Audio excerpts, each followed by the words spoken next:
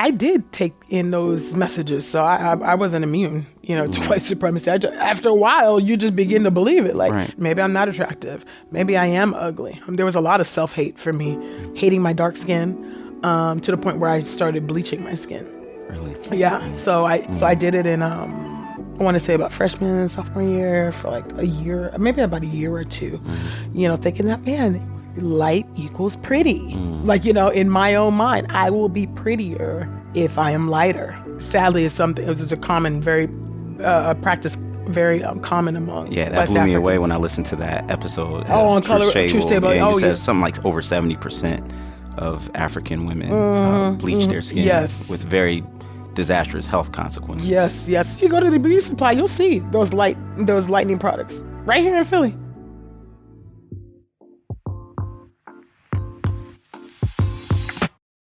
This is Where You From, a podcast for those who believe it's important to stop and listen before we speak. Join us as we ask another Christian thought leader where you're from and discover how their life experiences and expertise, even if we may disagree with something they say, offer us an important perspective that's worth thinking about. Welcome to Where You're From. I'm Rasool Berry. Everyone struggles or has struggled with issues of identity. Maybe it's the way we look, or the amount of success we have achieved, or wanting to change who we are to please someone else. The question, who am I, is fundamental for us. And the way we answer that question can determine what we think about ourselves and our place in the world. Sometimes, when we allow others or our culture to answer that question for us, it can lead to devastating consequences. Today, I'm talking with Ekemini Uwan, one of the hosts from Truth's Table, a popular podcast for Black women. She's a public theologian who has dedicated her life to understanding and combating racism, and will help us unpack terms like colorism, white supremacy, and microaggressions. Ekemini's experience with racism began in elementary school, and over time, those experiences of being treated as less than led to an identity crisis that sadly included self-hate and even bleaching her own skin. But before we get into those difficult details, Ekemini shares what life was like growing up in California with first-generation immigrant parents from Nigeria. You're listening to Where You're From. No, I'm from Cali. Ooh. Killer Cali. Dun, Say dun, the dun, 90s. Dun, dun, dun, dun, dun, dun. Yeah, exactly. From Cali, from the Bay, but lived in LA for 12 years. So I'm a true Cali girl. Okay. And what about your parents? Parents originally from Nigeria. Okay. Yeah, but they came in the early 70s, so they've been here a long time. What was that like growing up in the West Coast, in the Bay, but also the daughter of immigrants, in that case, first generation? I guess that's all I knew. So I didn't really think it was odd or unique in that way. And even being the child of Nigerian immigrants, I was raised Black. And they did instill Nigerian pride. We're like born with that. but they didn't do it in a way to where we should think of ourselves as better, than our Black brothers and sisters. So I never thought that way. I just thought I'm a Black girl. Right, gotcha. Like everybody else with a unique name. But yeah, that was it. We had our foods. Even my mom would make Nigerian food for my mom and dad, and she would make American food for us: barbecue chicken, spaghetti. Got it. So so they, I think, I don't know if it was intentional or inadvertently, but they just really assimilated, and they really blended both cultures for us. Yeah. Pretty seamlessly. Okay. For us, and so I'm grateful. Now, when you say the Bay, are we talking Oakland, San Fran, somewhere? Actually, technically, Silicon Valley, San Jose-ish. Okay. Now, home of Apple. So that, I don't know about a whole lot about the demographics, but that would seem like you would find yourself as a minority in a significant way. Oh, yeah. How do you think that experience shaped who you are? Like, definitely a minority for sure.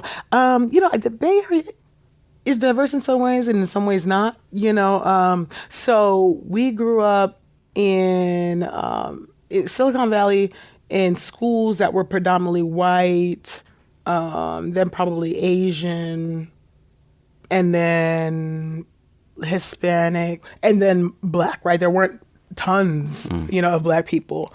And then growing up where I grew up, because we didn't have a lot of money, we actually technically grew up in the projects there, and every city pretty much has that. And so that's where we grew up, and that's where a lot of the Black folks lived, and we were among them. And but we were in those like good schools, right? We went to the same junior high as Steve Wozniak, I think, so like, not at the same time, obviously. He's much older than me. Make that clear. Make that clear. Yeah, it's a different generation. But, that just to kind of let you know that, some dissonance there, if that makes sense, know. But, that definitely shaped me. Being a minority, a Black girl, a dark-skinned Black girl in California, it's definitely going to shape you. It's going to definitely give you, hopefully, a good critical race lens. And I think that's what it did for me, because of a lot of the microaggressions you'd experience. Microaggressions. Break that down for us. Yeah, well, in a rudimentary sense, it's these little racial digs, racist digs, right? So like, you're pretty for a dark girl. Right? You'll hear that. Or, that's a funny sounding name. I'm going to give you a nickname. No, you don't get to name me. Like, this is the name I was given. So that's the how touching of hair, for example. Or even touching hair, right. or, petting and thinking like, so things like that. Right. Or, judging you like, can you use a regular comb? Is that all your hair? Right. Microaggressions, So micro, because they're not like these big moments. It's not the N-word. The person's not calling you the N-word. Right. But it is a slight that also offends and rubs up against. You leave that person's presence with internal bleeding. I call internal. You're like, ooh, like a little cut. Yeah. Because you might not catch it in the moment. Got it. And then you leave, you're like, why do I feel this way after leaving this person's presence? And it's like, you experience a microaggression. Got it. Do you remember like your first experiences of like, wait a minute, that's not how people out there experience me? Right. Yeah. There were times where, I'd be playing with friends that were not Black, right? And then one of the older siblings of that one peer of my friend would call me a name, a racial slur, a racial, term, or compare me to like something that's not a human being, and so those things would happen. Or you'd be really close, to somebody that you consider to be your friend, maybe even your best friend, right, in school, but that best friend could never come to your house. Wow. You always had to go to their house because our area was deemed not safe according to them, but it was safe. Like, it was always safe to me anyway.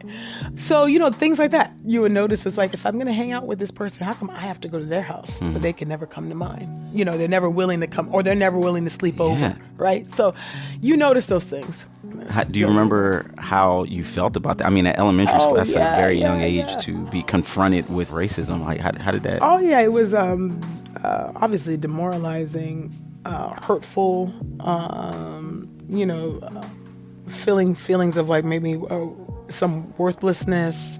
So you didn't have anything to necessarily counteract, the messages that you were getting at school, that your hair is not like that. You're not pretty like your friend Tina, whatever. I'm just throwing out an arbitrary name. Sure. You're darker. You're this. You're that. So you get those messages, and there's nothing to really counteract that, or to balance it, or to help to heal that, or to undo. Right. Those internal messages. Yeah. That you use the word colorism. That a lot of people may not know what that is. Could you break that down? Yeah. Colorism is where people with lighter skin, are given preferential treatment over those with darker skin. So they get more of the perks and the benefits. Maybe higher pay in a job, better mate selection with that, just preferential treatment. Sometimes some parents treat their other kids better because this one's lighter, this one's darker. Sometimes it happens in the reverse because there's some internalized issues with regard to that. Happened to Malcolm X with his mother. His mother could not stand him, or was very hard on him because he was light, had red hair. But often, by and large, it goes in the other direction. And so that's what colorism, and it happens within most minority groups. So it's not just Black folks. Right. You know, it happens within the Asian community, it happens within the Latinx community, but within those minority groups. And then sometimes it's practiced outside of our groups. So where white people will get preferential treatment. Right. And they may not know that they're doing this, but that's beside the point. It's happening. You know, where the light-skinned person will get, you know, those perks. It reminds me of the doll experiment that Dr. Kenneth Clark did, that part of the Brown versus Board of Education, where they had a white doll baby and a Black one, and they asked Black children which one was more beautiful. They would pick the white one. Which one is smarter? They would pick the white one. Which one is good? And they would pick the white one. Which one's bad? They would pick the Black one. And then which one is more like you? And then they would pick the Black one. And it's just this heartbreaking thing. And they actually, on YouTube, somebody redid this experiment, this time with multiple ethnicities a few years ago. And it was the same thing, you know. And so, but that's something that a lot of people don't know. So in addition to what you were saying is the external outside dealing with, you know, just whiteness, there was also within even your own community, a sense, you know, of, man, that has to be tough. Yeah, it's a lot. I mean, it's so intrusive. Right. You know, so it invades every part of your life. Yeah. Even with regard to colorism, there's sociological studies too about like this is not just anecdotal things. Where like literally like light-skinned people will actually make $6,000 more than dark-skinned people. They are actually have higher rates nationally. Higher rates of marriage, you know, because of that. So these are actual legitimate, no, these are real things. No, this is real. Regionally, in some regions, it's not as intense as other places. You know, like in California, there is just this. A lot of Black men had a preference. There would be a desire, at least among Black men, to be with women that were lighter or even racially ambiguous. Right? You know, so, and this is back when videos were big. Yes. You know, and so you had the whole video girl, right? And the ideal video girl was light. She had curly hair, maybe like Mariah Carey's curl pattern. Right. And even, I guess you could say, for women that look like them. Right. And, or if you didn't quite look like them, then you could have, you know, some brown skin, but you couldn't be too dark, right? So that eliminates me. I'm a dark skinned woman, you know, so that would eliminate me from a lot of dating prospects, if that makes sense, there in LA. And so you have to contend with those things. And the interesting thing is, you would connect colorism with white supremacy, even though it's not white people doing the discrimination. Sure. A lot of people don't get that when they hear the phrase white supremacy. They just think it's like people with like Klan hoods on and torches or tiki torches, you know, coming, and it's like, no, this is even because once it's internalized, right, the mechanism of oppression is the wheels are turning, right? Because it's already the victims, you know, of white supremacy have imbibed that ideology to some degree, to varying degrees, you know, and that ideology seeps out in the way that we treat each other, our fellow Black neighbors, other people, you know, people that are not Black, you know, so we begin to make those demarcations and those distinctions. So you're experiencing these challenges, middle school, high school. Like, how do you cope? How do you respond? And where does faith come into this picture? Yeah, I mean, so for me, I did take in those messages. So I wasn't immune, you know, to white supremacy. After a while, you just begin to believe it. Like, maybe I'm not attractive. Maybe I am ugly, you know, and believing those things. There was a lot of self-hate for me, particularly, I'd say, about junior high school. I'd say I carried a lot of self-hate, a lot of self-loathing, hating my dark skin, to the point where I started bleaching my skin. Really? Yeah. So which sadly is something, it was just a common, a practice very common among that West blew me Africans. away when I listened to that episode. On Truth Table. You said something like over 70% of African women bleach their skin with very disastrous health consequences. Yes. I mean, you go to the beauty supply, which I'm gonna go to after this. So you go to the beauty supply, you'll see those lightening products right here in Philly. Any beauty supply, actually, you will see lightening soap, lightening lotions, You'll see it. So anyway, so that it was not hard for me to get a hold of those Lightning products. Yeah. And so, to the point where it's just used as lotion. Okay. And so it was just there in my house, actually. Right. And so that's how I just started doing it. So I did it in, I want to say about freshman, sophomore year for like a year, maybe about a year or two, thinking that, man, light equals pretty. Like, in my own mind, I will be prettier if I am lighter. And I remember just seeing images on television thinking, oh yeah, she's really, really pretty. And everybody that I thought was pretty was light, right? I don't know what caused me to just stop doing it, but I did stop doing it. But I knew that I needed to begin to love the skin that I was in. I know it sounds like a cliche, but I knew I needed to start to do that. But so I started listening. Of course, back in the 90s and I'd say 90s more so. We had a lot of good conscious, music, conscious rap. Yes. You know what I'm saying? You had Diggable Planets, you had Fuji. Tribe Called Quest. Yeah, Tribe. Roots. So there was a lot of stuff in there that I could latch onto to kind of help to affirm you and to help build you up. I wasn't yet like a believer yet. I mean, I grew up in the church, but the faith hadn't yet become my own. Right. And the way this faith came to me, it was just like I didn't see room for myself anyway in there, really. So I was like, I can't. White Jesus is not going to help me with my self-loathing. Right. So what am I going to do about this?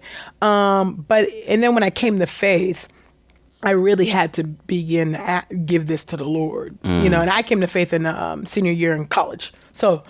Okay, pause. What happened that would cause that to be a time frame in which you would come to know the Lord? Yeah. My dad passed away in 2001, which obviously was very life-changing, disorienting. And so I think in some ways I was obviously angry with God, even though I wasn't yet a believer, but I knew the faith. I grew up Lutheran, so I knew, I was catechized, I was baptized, I'm grateful for those things because that helped to at least anchor me and keep me from drifting into other doctrines of demons. But my father passed away. I was angry with God. I did what, smoke, drink, those things. And I remember being in my dorm room smoking a blunt by myself and just thinking, man, like, if Jesus were to come back, like right this moment, because I know the doctrines, I know the faith, I'm like, I would not be going back with Jesus. Like, my life does not in any way reflect that I love Jesus, that I live for Jesus, that I even care about what he did for me.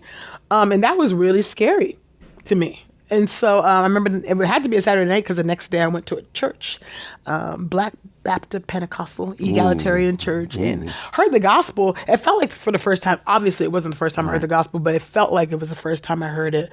Pastor Andrea Smith, she gave the call for salvation, and I went down, and by God's grace, I haven't looked back. Wow. I've been running for Jesus since then, So where was the trajectory? Because senior year, that's when you're starting to make decisions about the future and whatnot if you haven't already. So what was that trajectory before that weekend? I think the trajectory was still, I was going to get out. I did business marketing, and I chose my major because of Boomerang.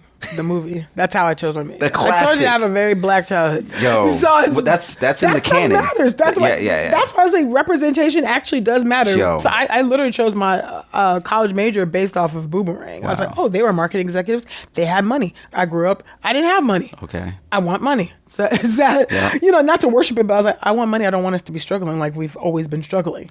Yeah. So that's how I chose my major. So my trajectory, even before I got saved, was still corporate. Get a job, get stability, and get married, have kids. Like, that was really my plan, to be honest. And then I got saved, and that was my plan, my trajectory until it wasn't. And so, and what happened to make it change? Yeah, well, so I did, sales for many, many years. So in 2011, the day before my birthday, at this point, I was working with a pharmaceutical company. Yep. So I was doing pharmaceutical sales. Okay.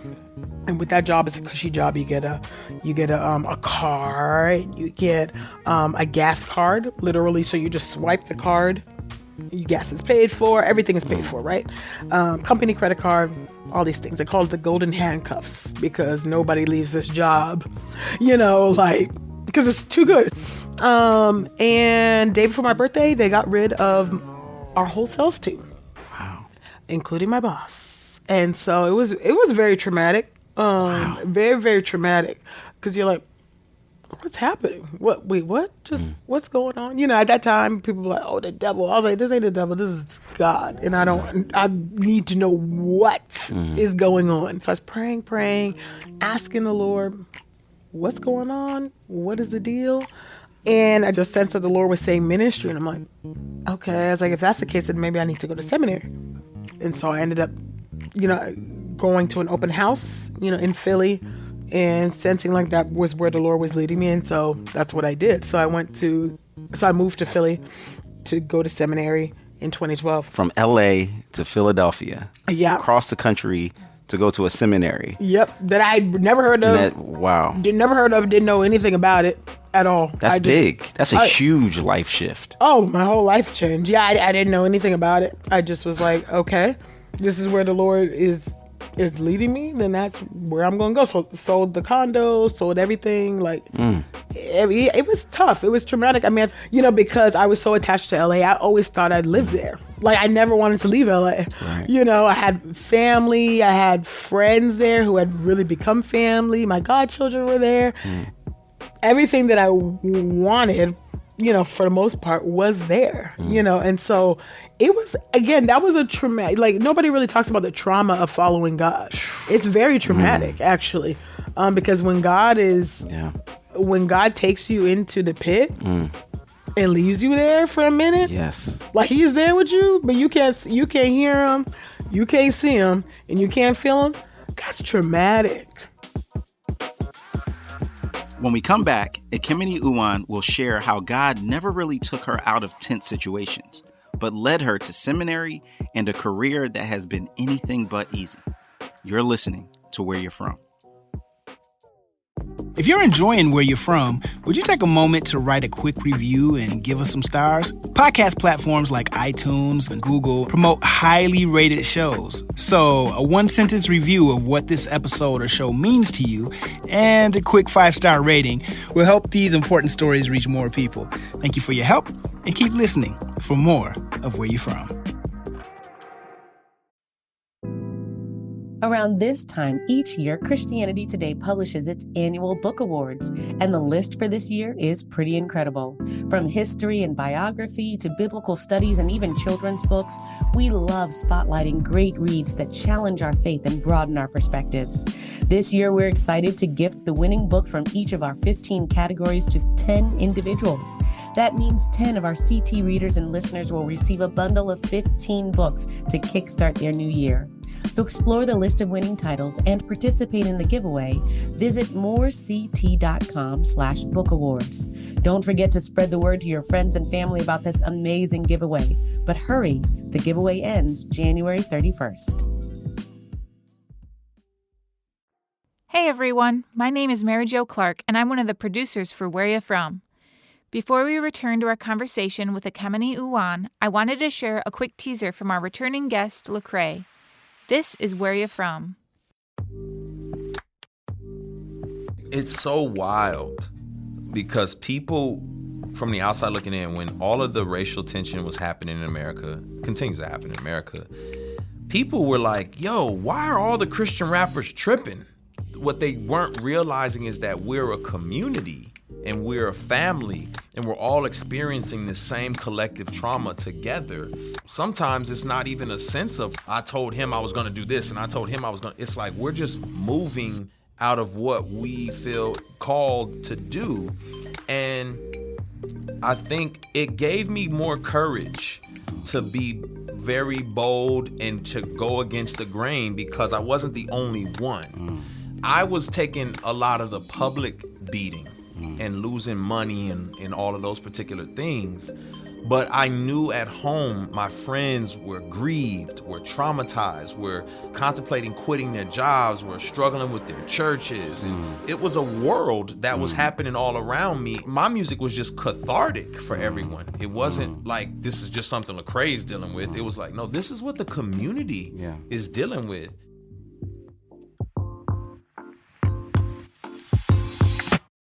Before we hit play on part 2 of my conversation with Ekemini Uwan, just a quick reminder that the show notes are available in the podcast description. There you will find not only the talking points for today's show, but also a link to learn more about Ekemini and a link to a free episode of the In Pursuit of Jesus documentary series. On this free episode, I engage with people in South Africa who have been impacted by the racial injustices of apartheid, and discover how Jesus speaks to issues of racial segregation. Again, that episode is yours for free. Just copy the link in the podcast description or visit whereyou'refrom.org. That's whereyafrom.org. Before the break, Ekemini described the moment God called her to move from LA to Philadelphia for seminary. The move itself was difficult, but once she got to seminary, she ran into what she called a wall of whiteness, which was isolating, painful, and yet one of the most important experiences of her life. Here's Ekemini Uwan describing the wall of whiteness on Where You're From. Yeah, the wall of whiteness, was literally a wall of a lot of white people. It was a predominantly white institution, Right. And then Asian, but and then also the assignments, on who we were, our bibliographies, who we read, all white men,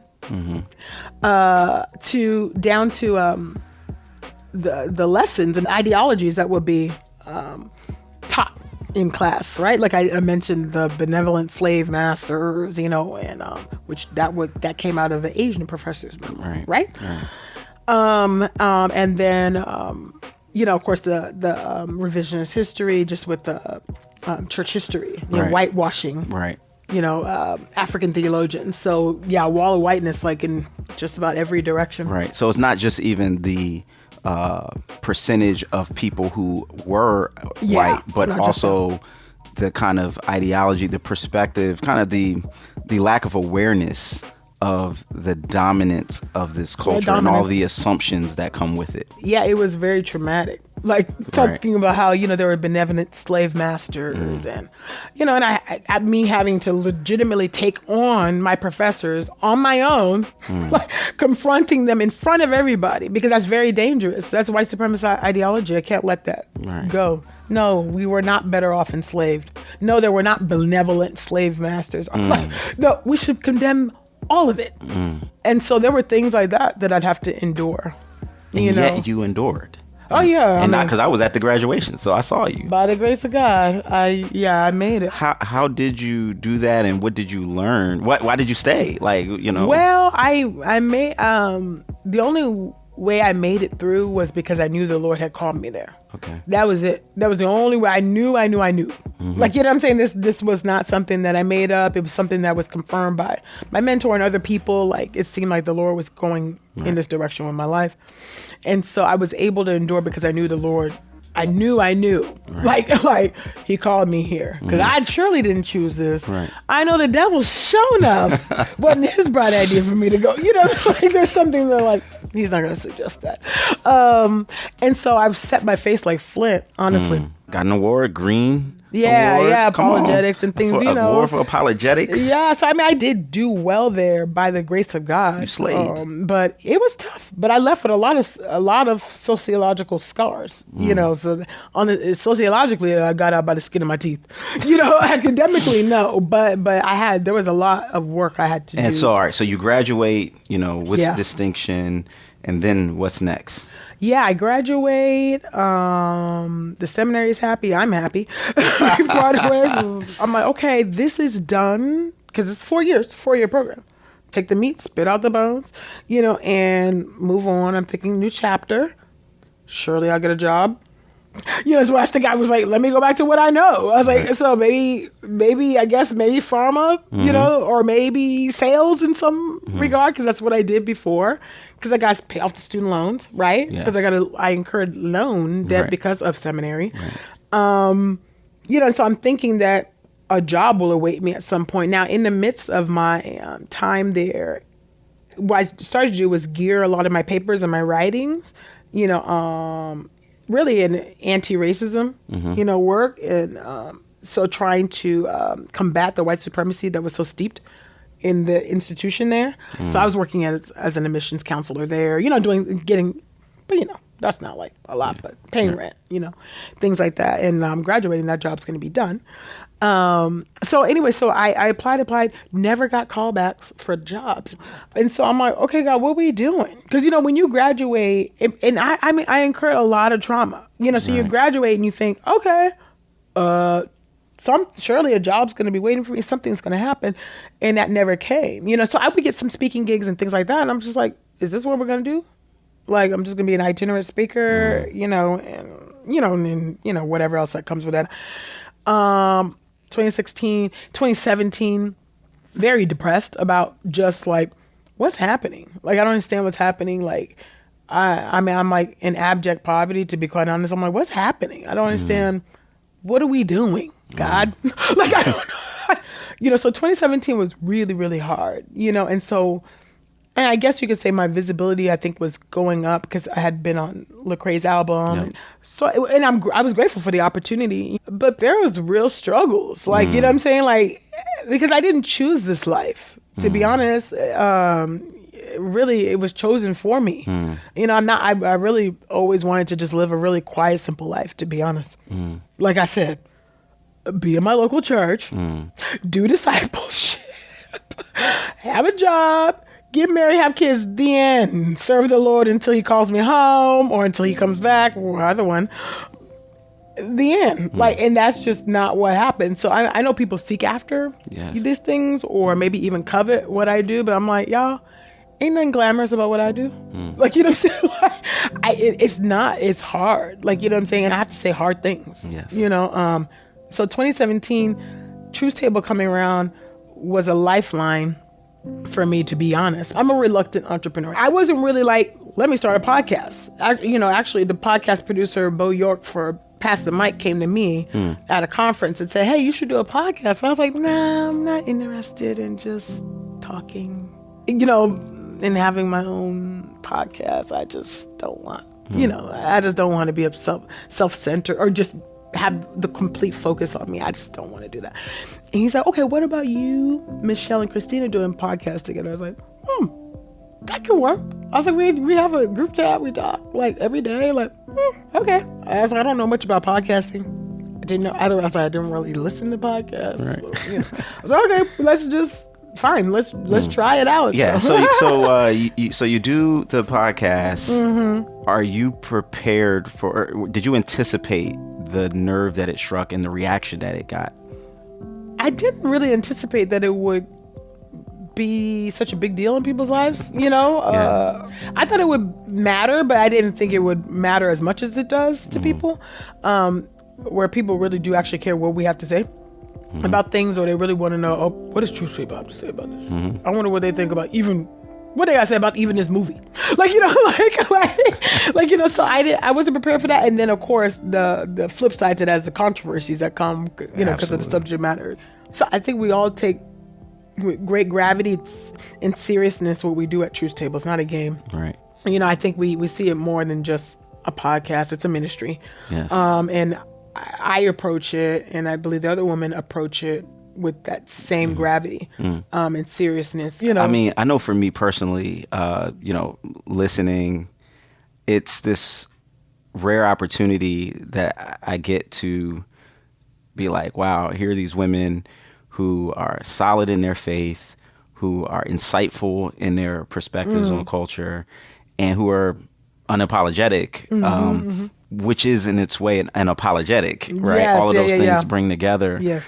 And I've learned so much. I've laughed so much. It's incredible to see. But like, I'm curious, like for you, What's been a moment where you realize, maybe from a personal interaction that you've had, maybe a personal thing somebody shared with you, email at now you guys are doing retreats, where you were like, wow, this is really impacting people in a deep way? Yeah, we get a lot of emails, right? We've gotten emails like from people saying, I had left the church, hadn't been in the church for so long, but because of your podcast, because specifically of the Why the Church Matters episode, I now go to church.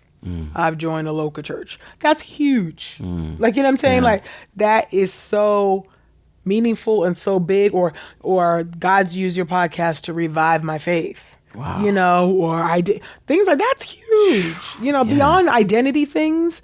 And just feeling affirmed, and somebody might be self-loathing. They feel like they see themselves in Truth's table. They know they have, particularly the Black woman, they know they have a seat at the table. And that's for them, right? And everybody else that listens has standing room, including you, Rasool. But you're in the room. Yes. But but because we don't ever have a space, particularly as Black women, that's just for us. Right. Oftentimes the things that we create are co-opted. We're erased, we're silenced, worse, rape culture has ravaged us in so many profound, horrific ways. We did intercessory prayer. And so every week we had a prayer call, to pray about the specific subject matter we were tackling. So the first week was medical apartheid, women that have experienced racism in the medical industry, praying about even women that have been steered toward hysterectomies far too soon. Yes. And so now they can't have children. Yes. And praying, just about healing about those things. Yeah. Or women, of course, the infant mortality rates, and mortality rates for Black moms, yes. Dying to give life, literally. Yeah. Praying for pregnant women on the line who are scared, right? To give birth. Praying for doulas, Black doulas, yes. That the Lord will raise up just a remnant even more, or really an army of Black doulas and midwives.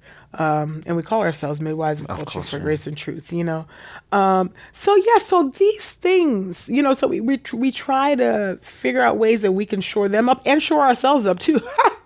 So it's like, we're going to hold intercessory prayer. We going to pray, right. For all of us. And it was just such a sweet time. It was beautiful. One of the most powerful moments you shared about Atatiana Jefferson's,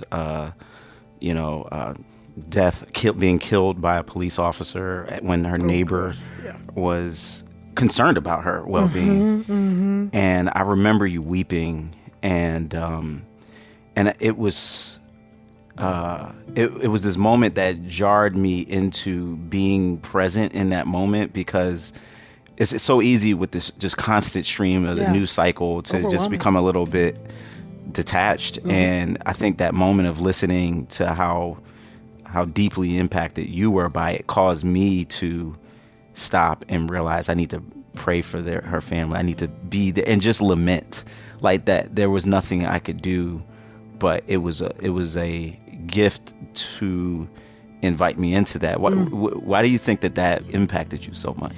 Yeah, I think it's just visualizing like the whole scene. She's playing there with her nephew, playing video games. Like you're not safe in your own home. That's unsettling. Yeah. I think there was a lot of you see yourself in her. Right.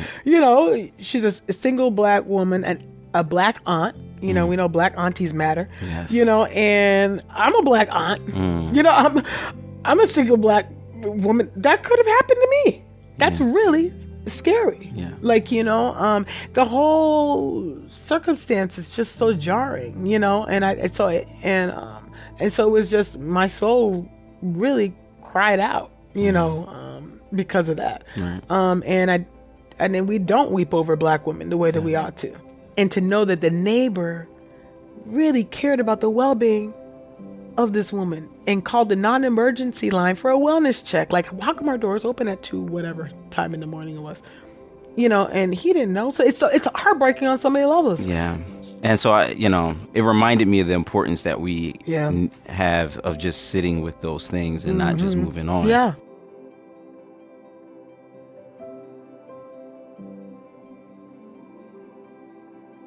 And when we think about where we are in the world right now, it's important to sit with people and feel the weight of injustice, and then to speak out, to take action, to look for every opportunity to point out ideologies that devalue other human beings, and to stand up for the dignity of our brothers and sisters who are Black and of every color.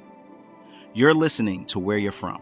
I'm Rasool Berry, and if you'd like more info about Ekemini Uwan, including more information about her work as a public theologian, check out the show notes, which are located in the podcast description.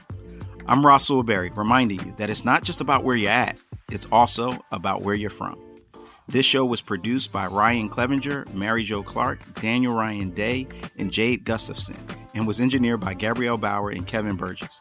I also want to give a quick shout out to Diana and Mary for their help in supporting and promoting Where You're From. Thanks, y'all. Where You're From is part of the Voices collection from Our Daily Bread Ministries.